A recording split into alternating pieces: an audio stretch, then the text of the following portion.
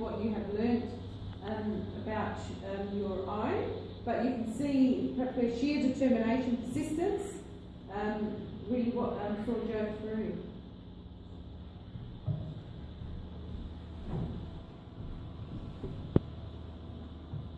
I'm sorry to shock you with some of the scenery, especially the cane. Something that has, thank God, been put into the ancient history section of my schooling. That's probably something that they would never even consider, that you could be hit with a ruler and be caned at school for doing something wrong. It's such a foreign thing to them. It wasn't even something wrong. It was the fact that I didn't know English, and you got bullied for that. You had no idea how lucky you are of how education has changed in Australia. In the 50s when I came, there was no special English classes. You were put in a class and you had to sort of pick up the language. There was no attempt to teach you English. What you picked up, you picked up. If you didn't work hard, you fell by the wayside. And you end up working in Hogan's, on the road, wherever you could find a job. I mean, like in those days, there was a job. Now you're highly educated, you haven't got a job at the end, but that's another story. But in those days, that's the way it was. The only way to get ahead was the work ethic. Whether it was in the workplace, and remember that a lot of your ancestors or a lot of your grandparents were brought in as industrial fodder. They were brought in to feed the ever-growing industry. They weren't brought in to become leaders in a society. Now we train you to be leaders. And that's all because of the work that people like myself and all my other colleagues did in the 70s to change the education ideas, to change the system so that it allowed for differences to be accepted and encouraged. We were discouraged to be different. If we had our big sandwich, panino and so on, we were laughed at. Now, you go down the shop, you pay $20 for something that we were told was rubbish. If you had your pasta, you were spaghetti eater. Now you pay $20 for a plate of pasta if you go to the restaurants. So things have changed dramatically. And this is what we are trying to record so that your children, your grandchildren, and so on will have some idea where they came from. Now, what we've got to realise is we as immigrants are a resource not only to our host country Australia, but also to our country of origin. We have contributed to both countries, and it is time that our contribution is recognised and history records our effort and our existence.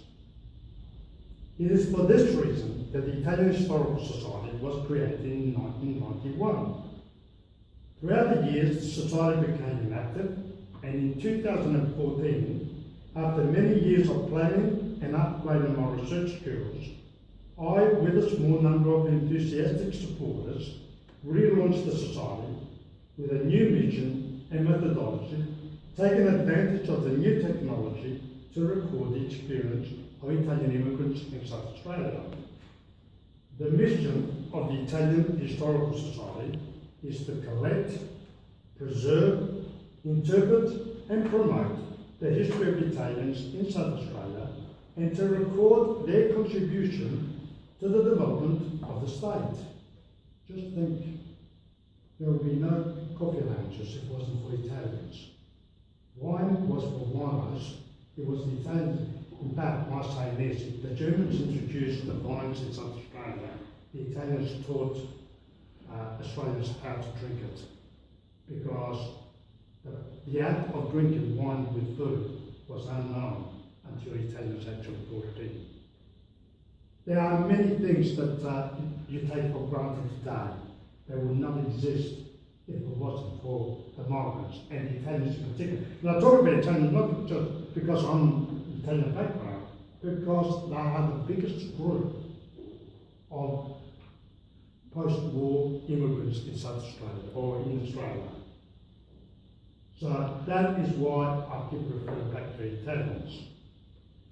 The Society has embarked on a project to record and leave for posterity the experience of Italian immigrants in South Australia. The name of the project is A Trunk Full of Dreams and A Suitcase Full of Memories, Stories of Italian Immigrants in South Australia. Although there are other projects in the community dealing with Italian immigrants, there are two main differences between our project and the others. First of all, we are interested in all Italian immigrants from across the community. We are not focusing on one group or one town or one region. To us, the mother stayed home and raised the family is as important as the entrepreneur who invested in an idea and left a lasting economic legacy. However, the main difference is the research method and what legacy the Italian Historical Society leaves the community. The most appropriate method for recording the experience of the Italian immigrants is through oral history. It's what you actually do when you interview your grandparents. That is a process called oral history. Oral history is a picture of the past in people's own words. In other words, we are recording the experiences of the Italian immigrants in their own words and preserving these digital recordings in the State Library of South Australia so that they become part of the State Archive and part of the state's history. It's one thing to do a project. You can have an exhibition. Few people see it, it's then stored away. No one will ever visit it again. You can write a book, people read it, they put it aside. What we do is quite different. We're not only preserving people's voices, but they are preserving a state library which will continue once we are gone. I mean, the Italian Historical Society is not going to exist forever. I won't exist forever, none of us will. But the work that we leave behind in the state library will go unexistent, and therefore we will exist forever because our thoughts, our emotions, our voice will be preserved. It is a state institution that goes on and on. And that's what archives do. That's what the state archives are all about. You want to find out about the past? You go to the state archives. But now, if you go to the state archives, you don't find anything about immigrants apart from those that came out and settled from the British Isles.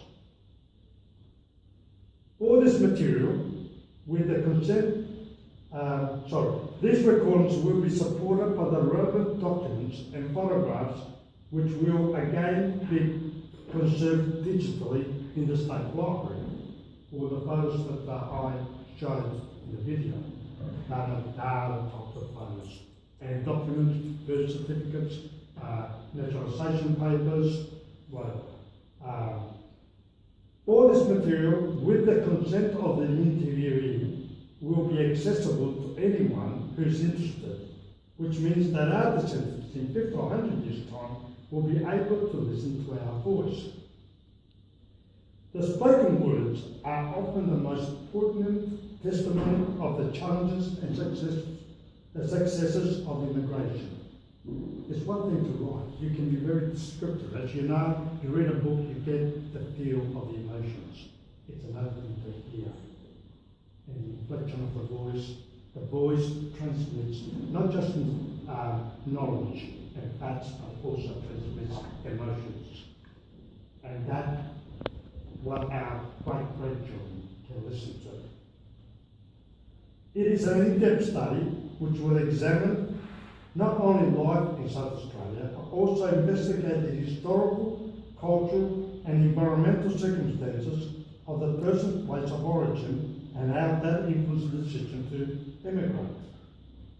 This method is the most appropriate for first-generation Italians, immigrants, that arrived in the 50s and 60s, because many of them came from a non-literal background and were used to transmit their stories orally. Although it's been many moons since my grandmother sat at what we used to call the focolaro, which is the earthen heater, for want of better words, that she would tell me stories about the past. But it was all oral because she couldn't read or write. Now, this method we can utilise. By utilising modern technology, we can utilise this method. Once the interview is completed, each interviewee will receive a written short history of their place of birth, bibliography, notes on their family, an analysis of their settlement in South Australia, and a transcript of the interview together with a digital recording of the interview and copies of documents and photographs. It is the only project which will preserve your voice, so that your great-grandchildren will not only read about your experiences, but will be able to hear your voice and feel your emotions. We invite members of the community to support the project by offering to record their oral history and also by becoming members of the society. And in the meantime, you can follow all of this on our Facebook page. We try and utilise every new technology to sensitise the community to record their history. Now, once you've got all this information, what are you going to do with it? Well, one thing you can do with it, of course, is the board you're going to take to the class. You can display it. Or the other thing you can do is make a video with it. Utilise some photographs, documents, and put a voice over it. Or, of course, you can produce booklets. This is based on my own life, and it's got a combination of text, photographs, they're illustrated. You're quite welcome to have a look at it after the finish my talk. So, what has driven me to all this? Well, you saw what I said in the video. I was never helped in my education. The only thing that got me through was hard work and my determination to succeed. I used that as a motivation to try and change the system. And I've spent most of my life in helping the community to develop new systems in order to accommodate the many different cultures that we have in Australia. During my time, especially in the 70s, I was actually one of the community members that initiated the South Australian Association of Teachers of Italian, SATI, of which your teacher is part of. In 1975, we all met and we decided it was time to assist Italian teachers to develop their skills and to develop a curriculum for their students, because we had very help from the state. You all heard of Carnevale. I'm one of the founders of Carnevale.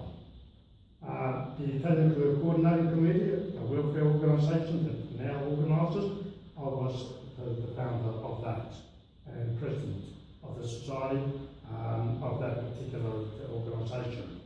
I was part of the Italian Tertiary Students Association. I was actually a consultant for the development of the Multicultural Ethnic Affairs Commission. And also did the blueprint for the Immigration Museum. So that's what my life's about. And now I'm trying to put this as a permanent record in the State Library. Thank you very much. Do you have any questions for Joe? Or do you see any relation with, what part of his story and part of what you're learning about your story? Anyone? I know, it's overwhelming, especially when you've got a stranger in the classroom. I think it is. I won't point. I think it is amazing when you think about everything that you've gone out to achieve to better, our opportunities. Now living here in Australia as descendants of, Italian migrants. So, if we can have a look at the book. Sure. So this, I'll just pass this around so you can have a look at this history, and I'll look at some of the things the girls are even lucky enough, because think about it, how some of you, were quite keen to look into the National Archives. They look into the National Archives and are able to find like the boarding pass or and so forth online. So think now, if you took on this initiative to record, the story of your migrant, it'd be something there that would be there forever. So up until now, Joe, there's never been anything, there's nothing on there. You go to the state library, you'd be lucky to find anywhere that's a look to the so-called ethnic community. And that's the bit, because we actually developed Australia. The Australia of the 1940s has no resemblance to what Australia is today. And if it wasn't for all the migrants that came in, that development would not have occurred. You think of the Murrumbidgee, we all heard of the Murrumbidgee scheme that supplied the hydroelectric, that was built by migrants. In fact, the main engineers were Italians. And Saruma Pasta, 1930s, was founded by the Grotti family. You look at the Renaissance building in London Mall. That was developed by Joe Emanuel. At one stage, he was the main developer in Adelaide. Between him and Pilatus, who owned the rest of the real estate, Italians and Greeks, owned most of Adelaide. So you look back in history, and a lot of them, many of the ones that your parents drink have been produced by Italians. Even those that you haven't got Italian names on the label are produced by Italians. If you go into Riverland, you go into Southern Wales, many of the wineries are Italian. Were started by Italian immigrants. We all know Serafino. He's one of the ones, the biggest one. But there are Torres, Scapaldoni, you can look at Patrici, you can look at, there was Amalia in the 1930s. You can look at many others, and so on. It is amazing when you start digging into the background of some of the industries. That even Pioneer Concrete, that was started by Italians.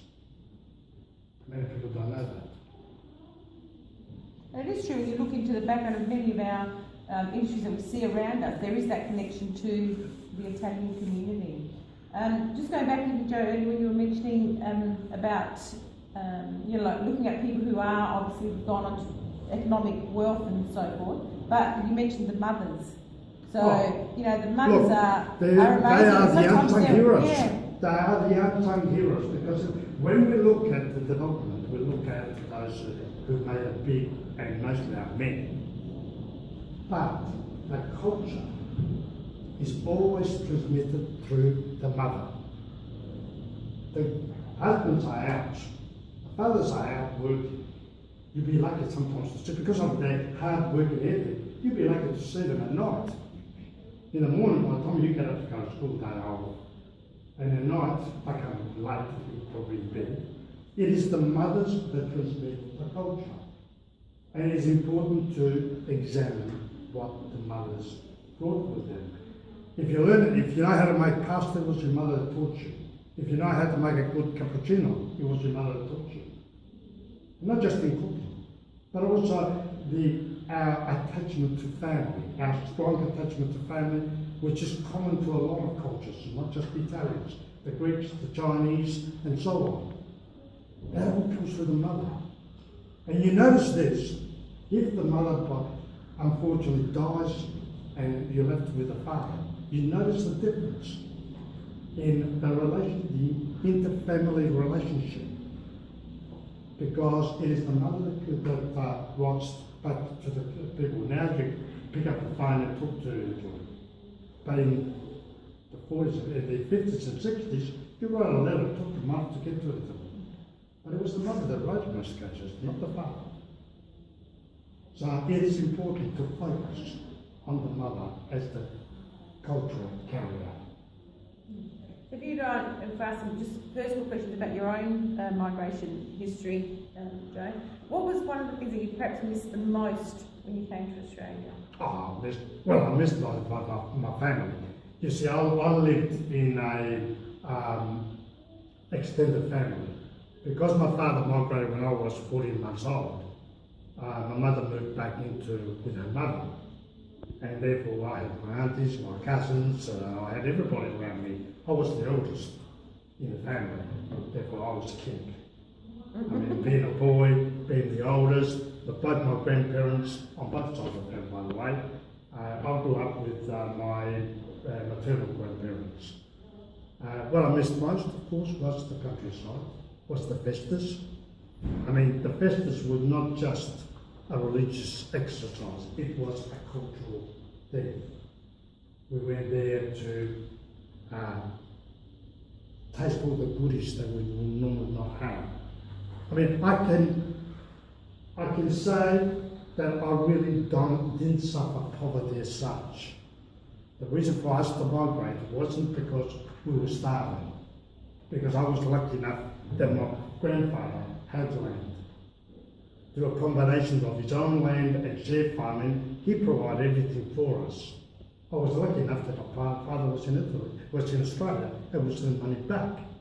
Therefore, I really didn't experience poverty as such. What drove the family to move was the lack of opportunity. That's different. Because for me to go to school in Italy, see, there's a paradox in our society that every farmer, every contadino, strived to own land. But land in itself was not what he wanted to pass on to their children. What he wanted to pass on to their children was education so he can get off the land and become part of the middle class. So he can become a doctor, lawyer, engineer, and so on. Now, to do that in the town I came from, we had 2 primary schools. We had a post-primary school that went for 3 years, which wasn't really that great. In order to do secondary school, I had to travel 3 towns away by train every morning. So in order to do a pre-university type of school, because in Italy at that time the schools were stratified, and in order to go to the university you had to do a gel. And the gel was in a place called Lockwood, which was 2 towns away from my town. Not only that, but to go to university, the nearest university, I live in Calabria, the nearest university was Napoli, which was halfway up the boot. And in order to do, you could commute, you had to live in Naples. So that was the problem there. So the lack of opportunity drove us to Australia.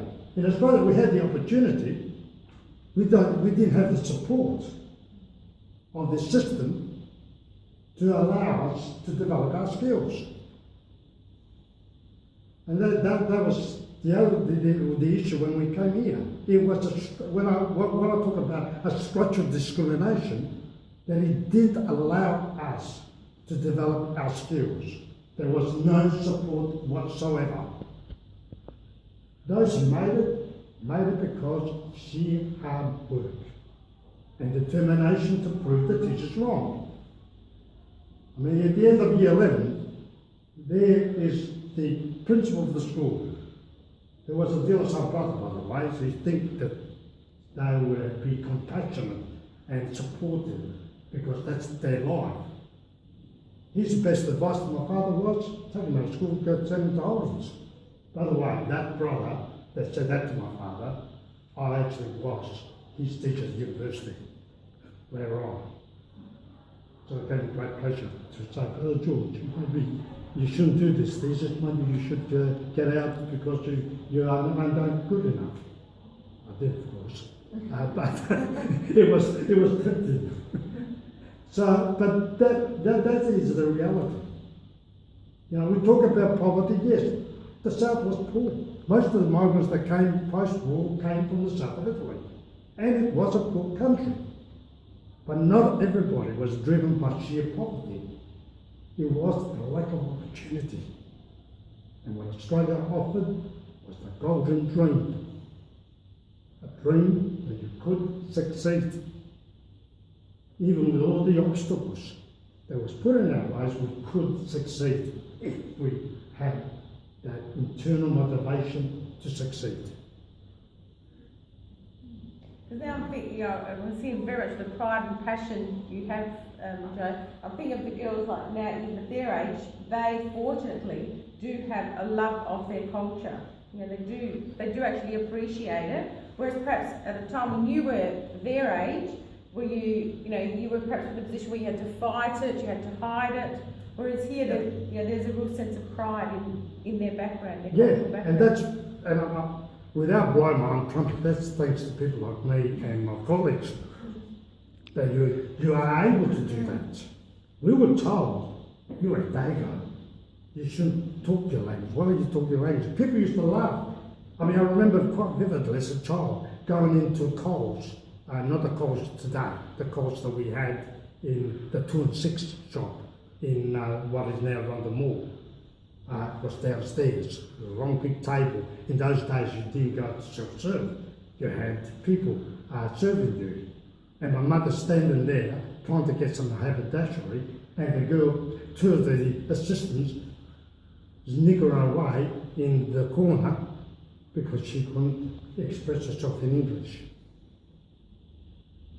You know, it was times like that. Well, in fact, I did explain that day. You know, a few choice words. I said, well, how would you feel if you were back in Italy? That you could understand the language. We had to search for those people to serve us that were Italians. And we were criticised for that. But yet, they didn't make allowances for the fact that we didn't speak English. So on one, you've lost on both sides. You know, we were criticised for speaking our own language, but yet no one could serve us in our language. No one could serve us, even in broken English. They used to laugh at us. I mean, at school I was lucky because, as I said, most of my schoolmates were of the same background. And if they weren't Italians, they were of another migrant background. But so we had an understanding among ourselves. But the school never allowed the fact that we didn't speak English. That is a structural discrimination. It's built into the system. Services industries. You went to a government department, no one spoke anything but English. The telephone interpreter service, it was people like us that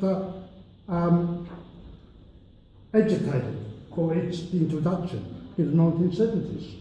It was people like us that set up the exams because then they picked anybody that could speak a few words in another language. I said, no, that's not important.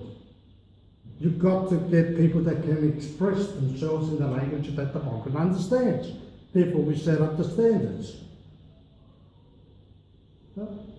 So, it's all those things that were happening in the 70s. We were fortunate, on one hand, that we had people like Don Dunstan as Premier, who actually travelled to Italy. He was the first Premier of South Australia that could speak Italian. That was the 1970s. So we were fortunate that we were able to express ourselves. Our emotions came out. The 1970s was a floodgate for the ethnic community in South Australia, because all of a sudden people were listening. But before that, it was a very hard struggle. And there is that sort of process here, like think, just because they can't speak the language, therefore they're not educated, therefore they're unable to do anything, which is what was coming through at that time. You can't speak the language, therefore you're down. Irrespective of that, the person might have been top of the class, like I was with my history back in Italy. you're done. You're stupid. Because you can't express yourself. In a way, I mean, you've got to understand how the teachers were trained. Especially Catholic schools, nothing against the Josephite. I know that this is a great monument to Mary MacKillop. But the Josephite nuns that we had in the 1950s were untrained. They were, I mean, if you know the history of the Josephites, they were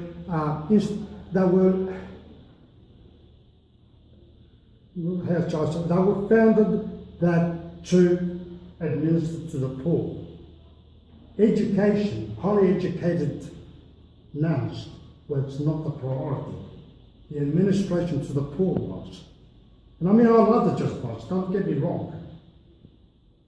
But those nuns were never trained to deal with masses. And I mean masses. Now, they might have a class of 30 kids. And in some cases, there were multiple classes within the same classroom.